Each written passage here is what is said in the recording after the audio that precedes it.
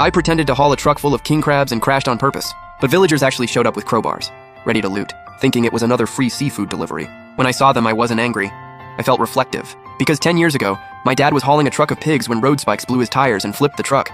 The villagers swarmed like vultures on roadkill. They cleaned out every pig from the truck. My dad lay on the ground, begging desperately. "Please don't take them, they belong to the company, I can't afford to pay this back." But the villagers showed no mercy, and it ended with the truck destroyed and my dad dead. This wasn't just a simple accident. Those spikes were planted by the villagers on purpose. With everyone covering their tracks, the case was closed as a traffic accident.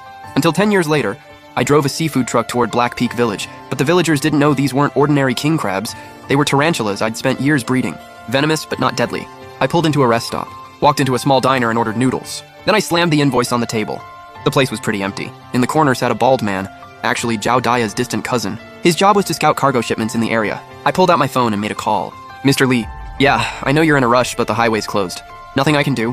With that rough trucker voice and anxious tone, I said I'd take the back road. "But Mr. Lee, that old route's rough. Gonna need extra pay." All right, long as the money's right, I'm rolling. "Don't worry, if even one king crab dies, you can dock my pay. That's 800K worth of cargo, I'm more careful than you are." I hung up and scarfed down a few bites of noodles. At checkout, I deliberately dropped the invoice that read King Crabs 800K on the floor, then scrambled to pick it up. That bald guy in the corner, old Liu, locked his eyes on the paper in my hand. I acted like I didn't notice, grabbed the invoice and walked out. After I left, old Liu pulled out his phone right at the door, dialing frantically.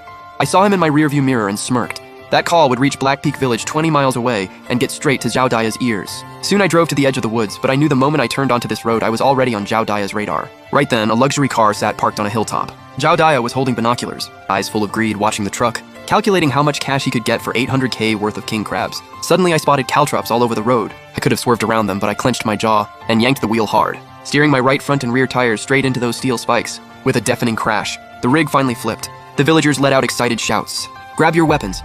Don't let the driver get away." Watching those figures sprinting toward me, in that moment I felt no pain inside the cab, so I reached for the switch hidden under the dashboard. The backup switch for the cargo bay's electronic lock, and the master control for the hidden cameras. In the darkness, inside the trailer that was supposedly full of spiders, dozens of damaged crates were trembling. Thousands of enraged Black Death dealers searching for a way out. Then I heard a man's voice outside the window. "Still alive, huh?" This guy was in his 30s with a noticeable blue birthmark on his left cheek. I'd seen him in the files. His name was Zhao Sanggu, Zhao Daya's nephew and the muscle who'd risen up in the village these past few years. I steadied my breathing and started banging on the bulletproof glass. "Help me!"